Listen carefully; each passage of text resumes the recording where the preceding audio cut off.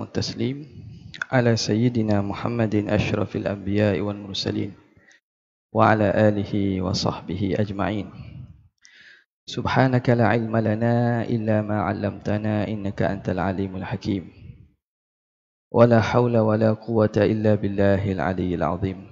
رب اشرح لي صدري ويسر لي أمري واحلل عقدة من لساني يفقه قولي وسدد لساني واهد قلبي بحق سيدنا محمد صلى الله عليه وسلم. اللهم ألهمنا بالعلم وزينا بالحلم وأكرمنا بالتقوى وجملنا بالعافية. اللهم أخرجنا من ظلمات الوهم وأكرمنا بنور الفهم وافتح علينا بمعرفة العلم وحسن أخلاقنا بالحلم وجعلنا ممن يستمعون القول فيتبعون أحسنه والحمد لله رب العالمين. Alhamdulillah, bersyukur kehadrat Allah Subhanahu wa taala. Dengan izin dan taufik daripada Allah, memberi peluang untuk kita berada pada malam ini dalam rumah Allah, kita beriktikaf dan duduk dalam taman daripada taman syurga untuk kita sama-sama mengenal dan memahami tentang pencipta kita Allah Subhanahu wa taala daripada buku yang ditulis oleh seorang ulama yang masyhur dengan kealiman dan kesalehannya, iaitu almarhum Said Muhammad Alawi Al-Maliki. Buku beliau yang berjudul Huwallah, yang mana kita berhenti pada minggu sebelum ini pada kata pengarang yang saya paparkan terjemahan kepada kitab ini. Jadi kita baca nuskah teks asal dan kita akan tengok bersama-sama terjemahan dia. Bismillahirrahmanirrahim. Qala al-musannif rahimahullah wa nafa'ana bihi wa bi'ulumihi fid darain amin ya rabbal alamin. Wa hubbul 'abdi li rabbih khaliqihi wa munshi'ihi huwa hubbun lahu li dhatihi subhanahu wa hubbuhu li ahbabillah innama huwa li hubbillahi lahum la li dhawatihim walau lam yuhibbuhumul haqqu lama ahbabnahum. Kata guru kami Dr. Engku Ibrahim yang menterjemahkan ini, katanya kasih hamba kepada Tuhan adalah semata-mata kasih kepadanya. Manakala kasih kepada kekasih Allah pula bukan semata-mata kasih kepada batang tubuh mereka, tetapi kerana Allah mengasihi mereka. Kita tidak akan mengasihi mereka jika mereka tidak dikasihi oleh Allah terlebih dahulu. Dalam perbincangan yang pengarang terangkan berkaitan dengan akidah ahlil haq, akidah para salafus salih, maka satu konsep yang kita kena faham iaitu konsep cinta, hub. Yang mana kita tahu cinta ini satu makna yang besar.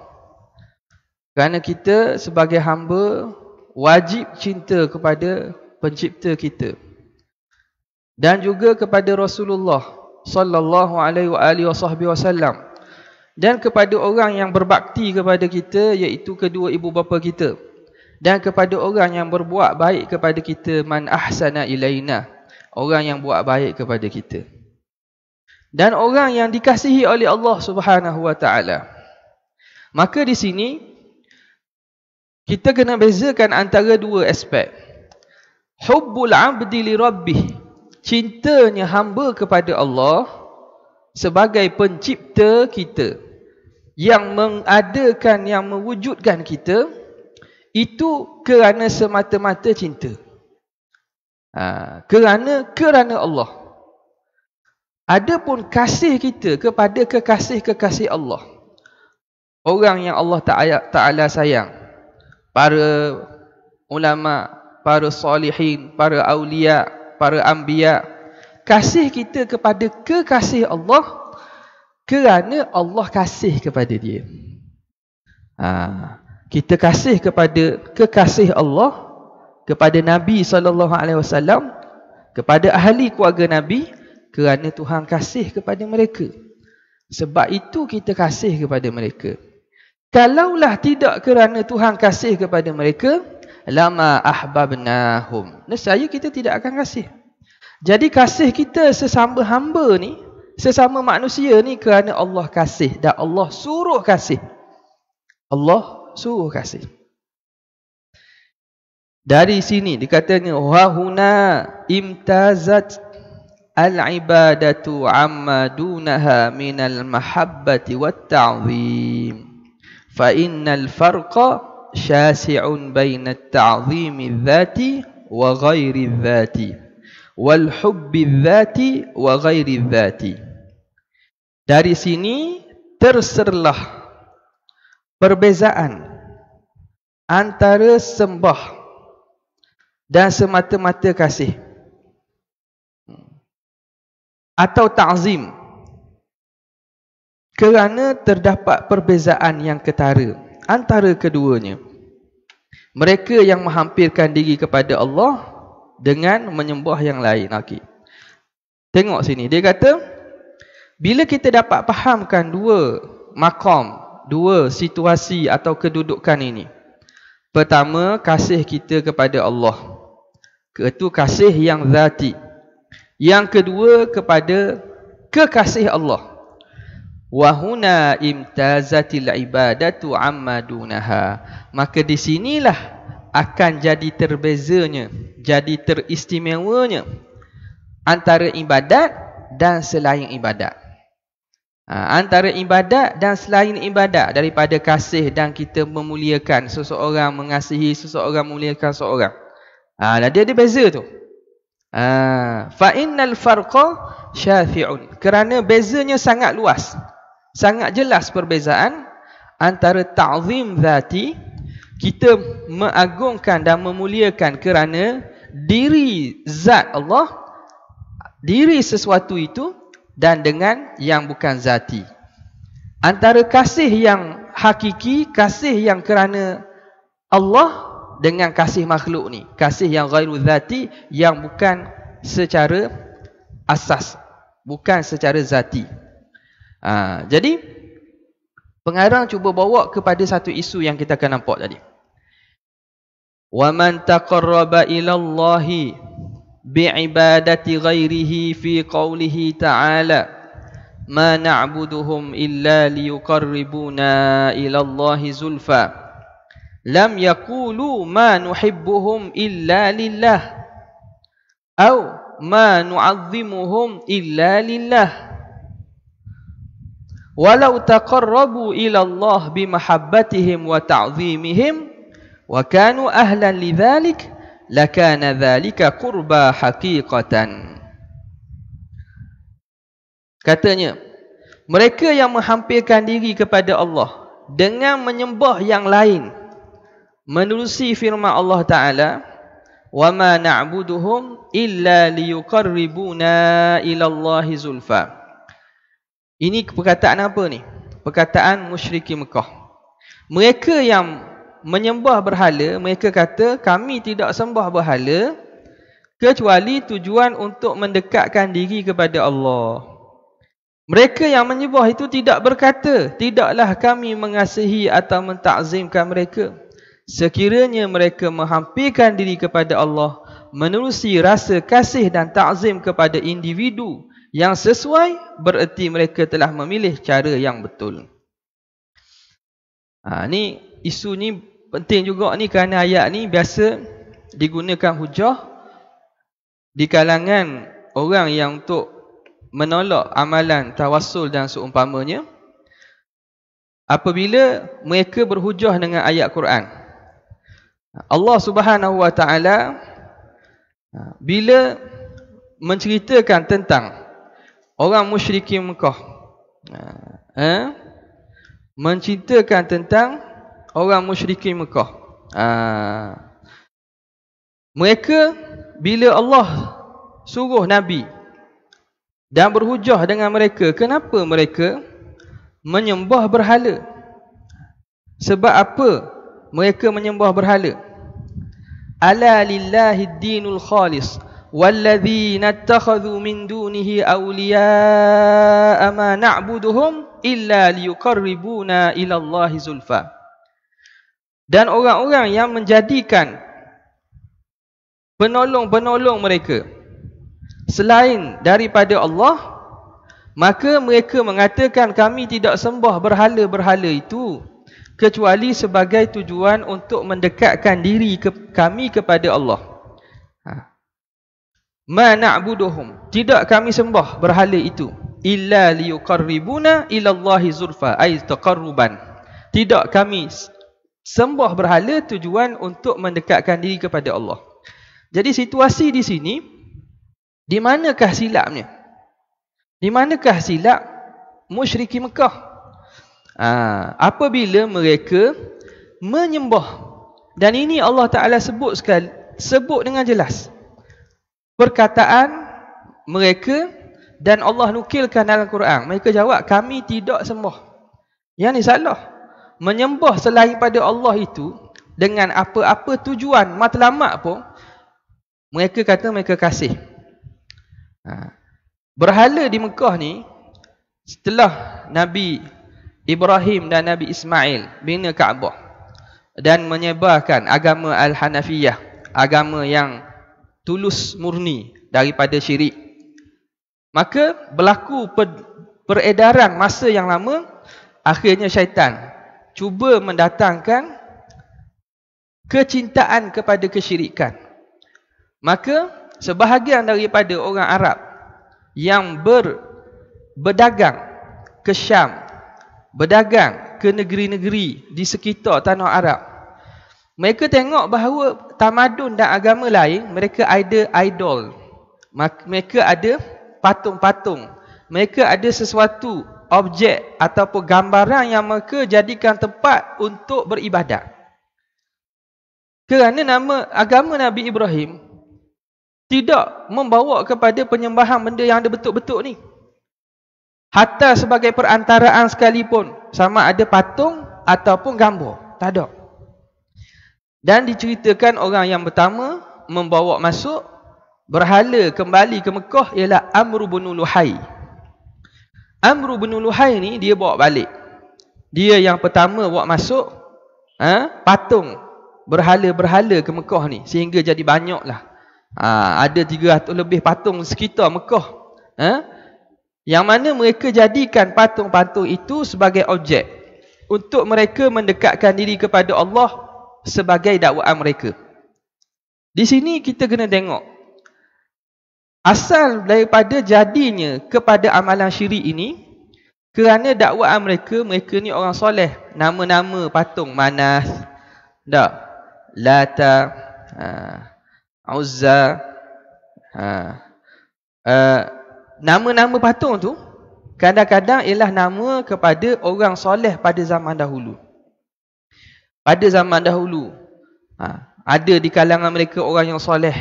Maka orang ni setelah dia mati, maka orang selepas dia buatkan sesuatu untuk memperingatinya.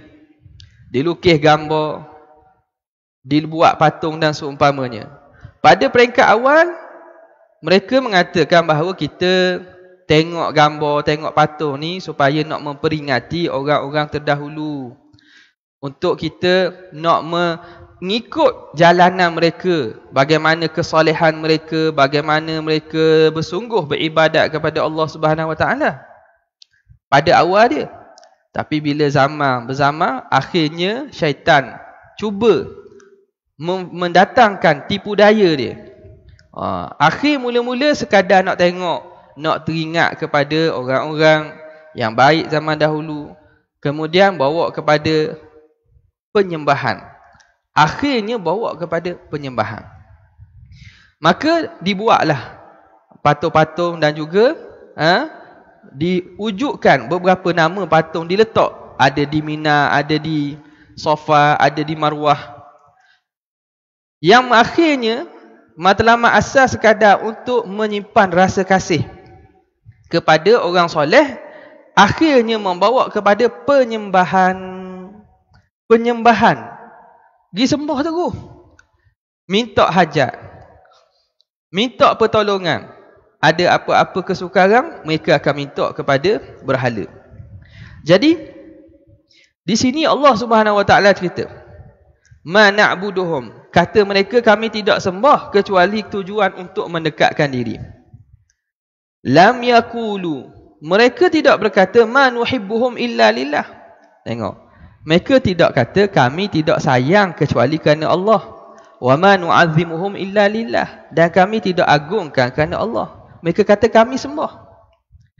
Walau taqarrabu ila Allah bimahabbatihim wa ta'zimihim, andai kata mereka mendekatkan diri dengan Allah dengan cara mengasihi orang soleh, memuliakan orang soleh, wa kanu ahlan lidzalik, dan orang soleh ini memang layak, lakana dzalika qurbah haqiqatan, maka perbuatan kasih mereka itu dikira satu qurbah, satu bentuk ibadat yang mendekatkan diri pada Allah. Ni kita nak beza dulu ni. Walakin taqarrabu ila Allah bimahabbatihim al-mahabbatal ulya wa ta'zimihim at-ta'zimal a'la, wa dhalika khasun bil mun'imil a'la, wa tilka hiya al-ibadah la mutlaqu ta'zimin wa la mutlaqu mahabbatin. وهذا في نفسه شرك لأنه مساواة لله بخلقه فيما هو حق لله وحده، وإن جردوهم عن التأثير والخلق والتدبير، لأن المساواة الخلق بغيره في التعظيم وحبه كحبه كفر صريح، فقد تقربوا إلى الله بكفر لا بجائز. Tengok. Jadi kata dia, masalahnya mereka ni menghampirkan diri kepada Allah dengan memberi kasih sayang atau ta'zim, pengagungan peringkat tertinggi yang hanya milik Allah kepada yang lain. Mereka ni isu dia yang jadi salah dan juga sesat musyrikin Mekah, jadi syiriknya apabila mereka walakin taqarrabu ila Allah bimahabbatihim al-mahabbatal ulya, mereka menjadikan kasih mereka kepada Lata, Uzza, berhala-berhala tu beri kecintaan yang paling tinggi, wa ta'zimihim at-ta'zimal a'la, dan memberi keagungan yang paling tinggi, wa dzalika khasun bil mun'imil a'la, dan itu khusus kasih tahap keagungan paling tinggi itu sifat ataupun amalan yang khusus kita hanya pada Allah saja. Yang hanya menjadi milik Allah Ta'ala. Itu khusus bagi Allah. Wa tilkal hiyal ibadah, itu dia ibadat. La mutlaqut ta'zimin, itu bukan semata-mata pengagungan. Bukan semata-mata pengagungan, bukan semata-mata kasih. Wa hadza fi nafsihi syirkun, ini dia tu syirik ni. Kerana dia kata menjadi satu bentuk penyembahan, bukan lagi sekadar ta'zim dan kasih. Maka ia sebenarnya perbuatan syirik kerana telah menyamakan Allah dan makhluk pada perkara yang hanya menjadi milik Allah. Itu dia syirik dah tu. Li'annahu musawatun lillah bi khalqihi fima huwa haqqun lillahi wahdah, kerana mereka telah menyamakan Allah dengan makhluk pada perkara yang menjadi milik Tuhan semata-mata. Sekalipun dinafikan kuasa memberi bekas, mencipta dan mentadbir daripada makhluk. Nah, dia kata sini wa in jarraduhum anit ta'thiri wal khalqi wat tadbir, walaupun mereka asingkan, katakanlah ni in makna sebagai iftirak sajalah, andainya kata kami kasih ni tapi kami tak yakin memberi kuasa, hatta sekalipun, kerana kedudukan, kecintaan dan keagungan paling tinggi itu tak boleh beri selain daripada Allah, walaupun mereka tidak sertai dengan i'tikad berhala itu memberi kesan, i'tikad mehala tu mencipta ataupun mentadbir alam. Menyekutukan Allah dengan makhluk pada rasa ta'zim dan kasih adalah kufur yang jelas. Mereka cuba menghafikan diri kepada Allah dengan perbuatan kufur dan bukan dengan perbuatan yang dibenarkan syarak. Jadi di sini kerana musawatal haqqi bi ghairihi fi ta'zim wa hubbihi ka hubbih kufrun sharih.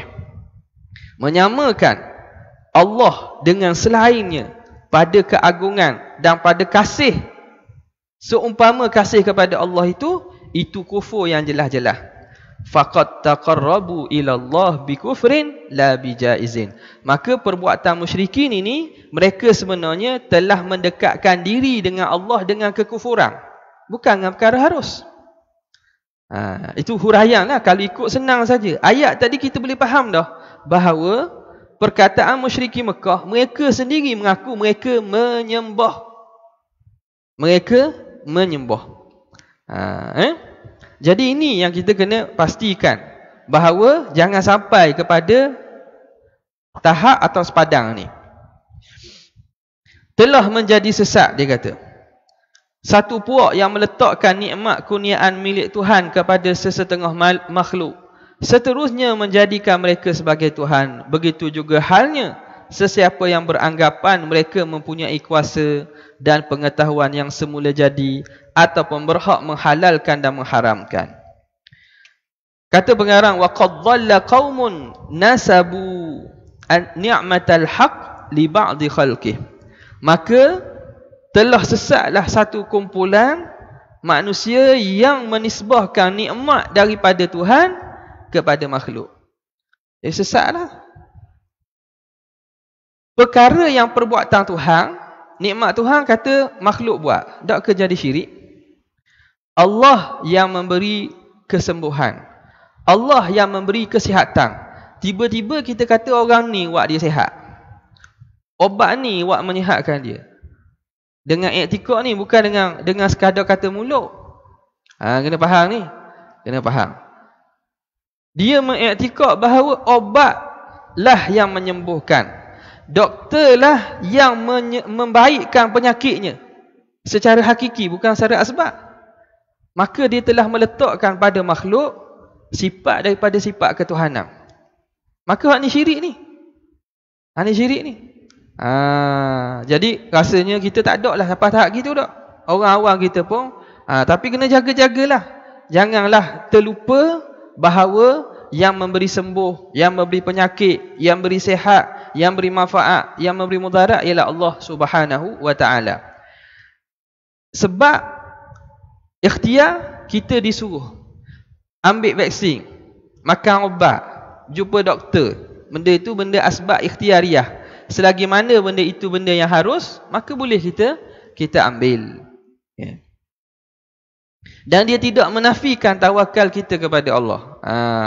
Mana orang ambil ubat, orang apa lagi, orang cocok vaksin, tak boleh nak kata orang ni tak percaya Tuhan. Tak boleh nak kata orang ni tak tawakal ke Tuhan, tak boleh. Sebab apa? Sebab tawakal ni ialah perkara dalaman, perkara hati. Perkara hati. Perkara hati. Nampak? Dah hak tak ambil vaksin, contohlah awak anti vaksin contoh. Ni bukan nak promote mana-mana ni. Saya tidak dibayar oleh KKM. Bukan. Contoh, awak tak ambil, dia kata vaksin jadi mati. Dah tidak takut mati. Sama juga. Sebagaimana dia kata orang yang ambil vaksin ni tak tawakal ke Tuhan sebagai penyembuh dan tu. Dah orang tak ambil, dia tak ambil sebab dia takut ke vaksin. Dah takut ke makhluk kau panggil. Dah tak sebuah tula. Nampak? Ni kadang-kadang dok dang kita nak mikir. Dia tuduh orang tu macam orang tak ada agama. Macam orang tak ada agama. Jadi bab akidah kita kena faham betul-betul. Tidak boleh kita nak kufurkan seseorang dengan perkara-perkara yang mana kita sendiri tak faham. Okey. Tengok dia kata sini. Dalam menerangkan sikap ahlul kitab Allah Subhanahu wa taala. Tengok di sini dia kata apa? Wa kadza man i'taqada fihim at-ta'thira adz-dzatiyya awil ilma adz-dzatiyya. Begitulah juga mereka yang i'tikad pada manusia ataupun makhluk ini ta'thir zati, yang memberi kesan secara zat, dia yang memberi kesan langsung, bukan Tuhan. Ataupun ilmu yang zati, tahu dia itu sendiri. Au haqqat tashri', hak untuk membuat pensyariatan. Min tahlilin wa tahrim, daripada menghalalkan hukum atau mengharamkan sesuatu. Itu juga sebenarnya mereka fattakhadhuhum arbaba, mereka jadikan sebagai Tuhan. Mereka meletakkan kepada makhluk sifat ketuhanan. Allah berfirman, ittakhadhu ahbarahum wa ruhbanahum arbaban min dunillah. Allah Ta'ala ceritakan tentang sifat orang ahli kitab. Mereka menjadikan pendeta sebagai Tuhan selain daripada Allah. Jadi mereka menjadikan pendeta sebagai Tuhan. Orang ahli kitab menjadikan pendeta mereka sebagai Tuhan.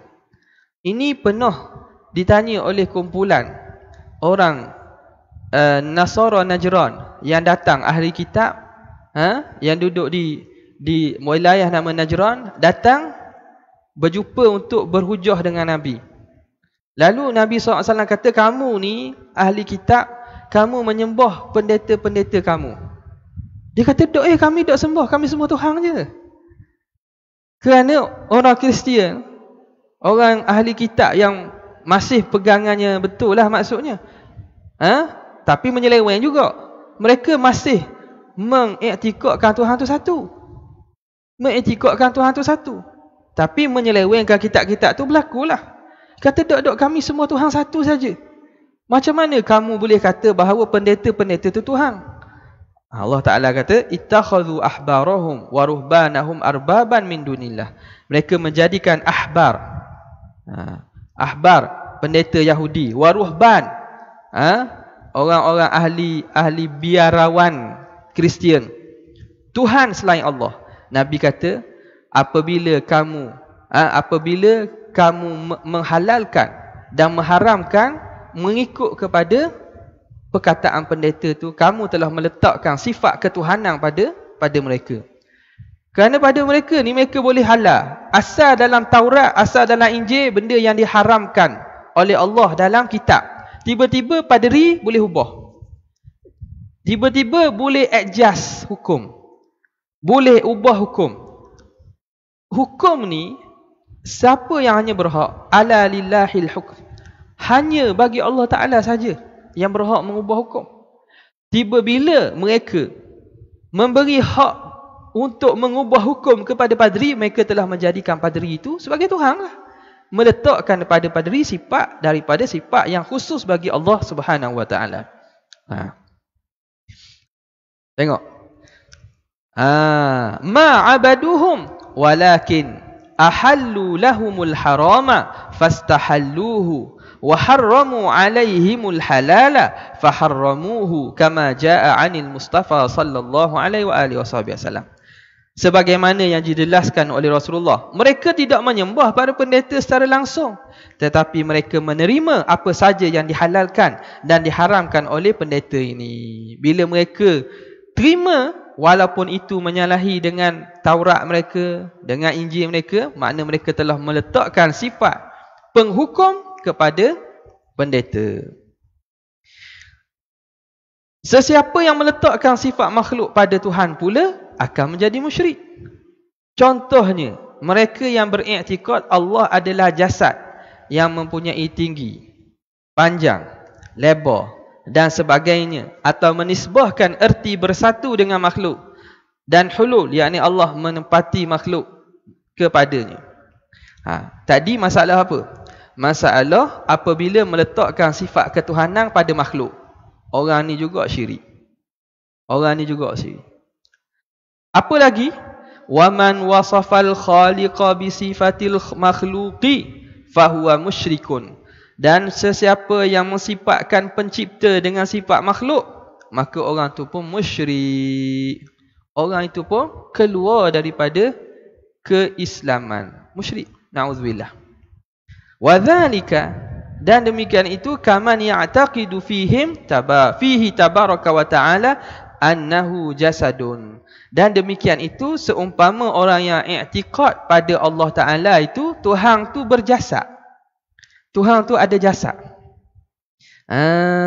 Nampak? Tuhan ada jasad. Oh, zaman sekarang ni kita nak kata bab masalah ni masalah yang sangat kita kata panas. Isu yang tidak berkesudahan pada masalah ayat-ayat ataupun sifat khabariyah ni. Cuma tidak dengar lagi secara jelas mereka tu kata Tuhan tu jasad. Mereka tak dengar lagi orang berani kalau kata Tuhan jasad tu memang sesat, dari situ dah sesat tu. Tapi adalah yang menganggap Tuhan tu berjasad, berjisim. Nampak? Jadi bila siapa antara perkara yang makna mengeluarkan daripada keimanan, diiktikad Tuhan tu ialah jasad, zutul yang ada tinggi, wa arad ada lebar, wartifa ada panjang, ada lebar, ada tinggi. Ada tinggi dia. Wa yansabu ilaihi al-ittihad bil khalqi awil hulul, dan mereka menisbahkan kepada Tuhan juga adanya bersatu dengan makhluk atau menempati makhluk. Sebagaimana golongan-golongan batiniyah, ajaran-ajaran batiniyah, ajaran sesat ni, yang kalau zaman sekarang maknanya dipelopori oleh golongan-golongan Ismailiyah. Nampak tak? Bahai dan seumpamanya lah. Tempat kita mungkin tak zahir benda gitu, tapi di tempat-tempat negara-negara lain ada. Bahawa Tuhan ni boleh menjelma dalam nabi mereka. Boleh menjelma dalam nabi mereka. Tuhan ni boleh meresap dan bersatu dalam jasad wali-wali mereka. Ni konsep apa ni? Hulul wal ittihad. Hulul ni makna menempati jasad seorang manusia, Tuhan mari duduk situ. Macam kita kata kerasukan, mari rasuk ataupun menurung. Tak, ni bukan menurung jin menurung Tuhan terus. Bukan menurung jin dah ni. Menurung jin ni tukar suara je. Orang puang suara lelaki, cakap pula bahasa yang tidak difahami. Orang tu menurung jin tu. Jin lain masuk tupan diri. Ni dia kata Tuhan menurung terus. Tuhan mari dalam jasad guru dia, syekh dia, wali dia. Nampak? Ini bentuk-bentuk kesyirikan.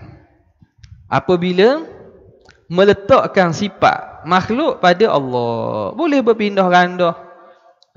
Nampak? Jadi itu, ataupun mana tadi diterangkan tentang tajsim, golongan yang mengatakan Tuhan berjisim. Tuhan ni dalam rupa pemuda. Tak? Pemuda yang tak ada janggut. Syabun amrad. Macam-macam lah. Jadi benda-benda gini jaga-jaga dan perhati. Sebab itu bahan bacaan pada zaman sekarang ni kita kena hati. Tuan-tuan, puan-puan, rahimakumullah. Kita nak baca ni, kita seorang yang minat membaca atau minat mendengar sumber-sumber daripada internet ni, kita kena tengok sikit bahan bacaan kita. Jangan kita baca ikut dah. Biarlah benda iaitu benda yang diiktiraf. Benda yang diiktiraf. Yatakhayyalu alladhina la yafqahuna anna kulla mawjudin jismun imma min jamadin aw hawa'in aw nurin ila ghairi dhalika wa dhalika awhamun batilah yarudduha ad-dalilu walladhi tuqirruhu al-uqulu wal dalilu waja'atir rusulu bitahqiqihi annal haqqa jalla azza wa jalla munazzahun an musyabahatil hawadith. Mereka yang kurang pengetahuan akan menyangka bahawa yang wujud hanyalah jisim, sama ada dalam bentuk pepejal, gas, cahaya dan sebagainya. Sangkaan ini adalah karut dan tidak berasas sama sekali. Fakta yang diputuskan akal syarak dan dibawa oleh para rasul ila Allah Ta'ala Maha Suci daripada menyerupai suatu yang baharu. Tengok.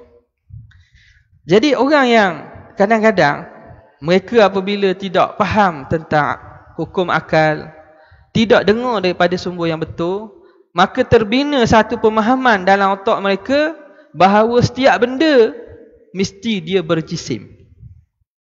Setiap benda mesti berjisim. Makna kalau wujud dia mesti ada ruang dan ada tempat dia. Kerana tempat ini sifat zati bagi jisim. Jisim, kalau kita pun maklum dah, kalau istilah ni biasa kita guna. Tapi di sisi ahli kalam, jisim atau kita sebut juga sebagai jauhar ataupun jirim ini.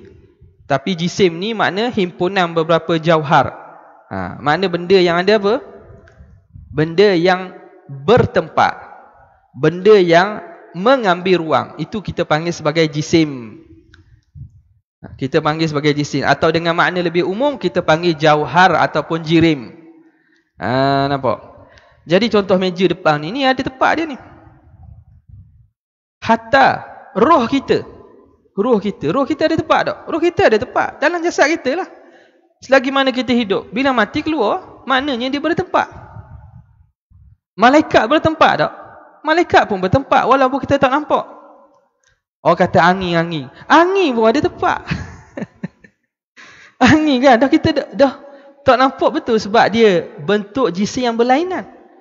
Dia panggil jismul latif. Tapi dia ada tempat, ada tekanan tinggi, ada tekanan rendah kan. Angin bergerak jadi kuat, tandanya ada gerak. Cahaya pun ada tempat. Tengok. Jadi yatakhayyalu alladzina la yafqahun, mengkhayalkan oleh orang yang tidak faham, anna kulla mawjudin jismun, setiap yang ada mesti berjisim. Kalau kita nak lebih spesifik sikitlah benda yang berlaku, setiap yang ada mesti bertempat. Maka mereka meletakkan Tuhan tu mesti bertempat. Ini silap. Kaedah setiap yang ada tu ialah jisim, ataupun setiap yang ada mesti bertempat. Kaedah ni ambil mana ni? Benda ini karut, tak betul. Benda yang ada bertempat, makhluk. Setiap makhluk mesti bertempat. Ya. Setiap makhluk mesti bertempat. Tetapi Allah adakah bertempat juga? Dia kata tentulah. Kalau kita duduk dalam sejik, duduk luar, kita ada mana? Kita dalam sejik pun tak, luar sejik pun tak. Dah ada mana kita? Tak ada lah kita tak. Faham tak? Tak ada. Dalam sejik, luar sejik tu rumah ke, Kuala Lumpur ke, England ke, Afrika ke, dalam sejik pun tidak, luar. Dalam tak ada, luar tak ada. Mana tak ada lah. Macam kita kata, benda anak yang ke berapa? Siapa beranak? Tak ada orang beranak puan 20 orang kok. Anak ke 20? Ada duduk mana? Dalam perut ke dalam luar perut? Tak ada lah. Dalam perut tak ada, luar tak ada. Sebab tak ada. Jadi benda tak ada. Ini tidak bertempat. Bila tidak ada tempat, dia tak ada. Itu khusus bagi makhluk sahaja. Apabila kita nak menyamakan, nak membicarakan Tuhan, kita tak boleh kias. Dia panggil sebagai qiyasul ghaib ala syahid. Kita telah melakukan satu kesilapan yang fatal. Kesilapan besar apabila kita mengkiaskan Tuhan al-ghaib dengan makhluk as-syahid. Kita tak boleh kiaskan Tuhan dengan makhluk. Bila makhluk kita kata tak ada dalam, tak ada luar, tak ada di sini, tak ada di sana, maknanya tak ada. Tak. Tapi Tuhan kita tak boleh gitu. Dah macam mana nak terima? Memang ni perlu kepada kefahaman. Sikit je beza. Kita kena faham bahawa tempat-tempat ni makhluk dah. Tempat-tempat ini, penisbahan tempat itu makhluk dah. Apabila kita menisbahkan Tuhan bertempat, kita nisbahkan Tuhan ada perkaitan dengan makhluk. Maka di manakah makhluk sebelum adanya alam ini? Di manakah makhluk Allah Ta'ala berada sebelum ada alam? Mereka yang kata Tuhan tu atas daripada arash. Atas pada arah. Maknanya arah Tuhan atas lagi. Tuhan atas lagi. Dah kalau sebelum ada arash, sebelum ada alam, kat mana Tuhan? Terapung-apung. Terapung-apung tu masalah dah tu. terapung-apung di mana? Di ruang kosong. Tu makhluk kot tu. Jadi penisbahan tempat ni soalan tu tidak valid kepada Allah Subhanahu Wa Taala. Tidak valid kepada Allah Subhanahu Wa Taala sebab apa? Sebab tempat itu makhluk. Tempat itu sendiri makhluk. Apabila kita nak mengatakan Tuhan bertempat, maka kita secara tidak langsung mengkaitkan Tuhan dengan makhluk. Ini silap di sini. Maka dia kata mereka tidak faham. Dia kata setiap yang ada tu jisim. Sama ada jamat. Jamat ni benda tokoh lah. Benda yang apa nama ni? Tidak legak cahaya apa ni? Tidak tembus cahaya. Jisim. Objek yang legap. Itu dah saya sebut dah tahulah sains. Dia ada istilah dia. Au hawa ataupun udara. Au nur ataupun cahaya. Kata Tuhan cahaya pun salah. Tuhan ni cahaya. Tuhan pun sebut dalam Quran, Allahu nurus samawati wal ard. Allah lah cahaya langit dan bumi. Kita pun percaya Tuhan cahaya. Lepas tu baca hadis-hadis bahawa Nabi kata melihat pada malam Isra' Mi'raj cahaya, nurun anna arahu. Lalu dia ingat Tuhan tu cahaya. Tak betul. Cahaya tu makhluk lagi. Cahaya tu makhluk lagi. Terjaga-jaga molek ni. Ila ghairi dhalika, kepada selain demikian itu. Watilka auhamun batilah, itu semua sangkaan-sangkaan yang silap, yang salah. Yarudduhad dalil, yang ditolak oleh dalil. Wallazi tuqirruhul uqulu wad dalilu, perkara yang telah diputuskan oleh akal dan juga dalil yang tuntas. Waja'atir rusulu bidhaqiqihi, dan datang rasul menyatakan kebenarannya. Annal haqqa azza wa jalla munazzahun an musyabahatil hawadith, bahawa Tuhan menyalahi, maha suci daripada penyerupaan dengan makhluk. Waktu kena pegang tu, laisa kamitslihi syai' wa huwas samiul basir walam yakul lahu kufuwan ahad, tidak sama Allah dengan sesuatu pun, dan tidak ada sesuatu pun yang menyamai dengannya. Pegang kemah-kemah tu. Apa yang terlintas dalam fikiran kita, itu bukan Tuhan. Selagi mana dia boleh litah, boleh bayang, boleh gambar, boleh kita rupa-rupakan, sebenarnya itu makhluk lagi. Sebab apa? Sebab kita fikir dengan akal. Akal ni makhluk Tuhan juga. Maka benda yang termain dalam akal ialah benda yang khayalan daripada ciptaan makhluk Tuhan. Jadi bila kita khayal dan lintah dalam akal, memang confirm bukan Tuhan. Jadi Tuhan ada tak? Ada lah. Ada bagaimana? Ada yang layak dengannya, yang tidak sama dengan makhluk, yang maha suci daripada penyerupaan, yang bersifat dengan segala sifat kesempurnaan, yang maha agung sehingga tak mampu akal kita untuk memahami hakikat zat. Itu dia kebesaran Allah Subhanahu Wa Taala. Jadi itu yang patut kita faham dan kita tanam berkaitan dengan sifat ataupun Allah Subhanahu Wa Taala ni. Masuk dah isyak tak? Ke tunggu ada geduk ni, saya tak tahu saya. Maksudlah. Tak ada bunyi amarang. Ni. Okey. Jadi sekadar tu sajalah. Mohon maaf kalau lewat sikit. Wabillahi taufiq wal hidayah. Wassalamualaikum warahmatullahi wabarakatuh.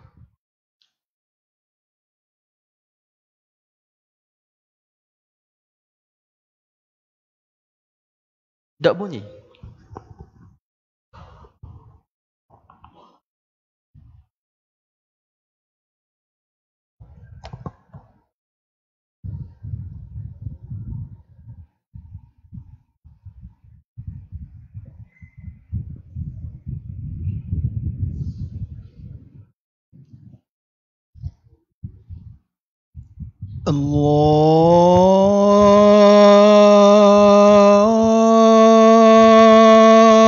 Allahu Akbar, Allahu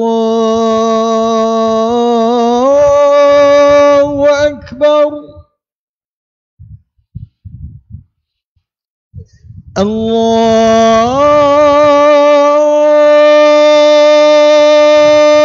Akbar, Allahu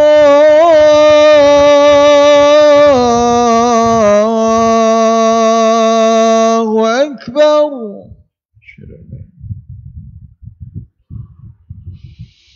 أشهد أن لا إله إلا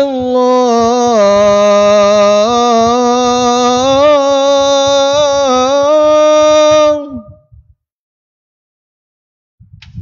أشهد أن لا إله إلا الله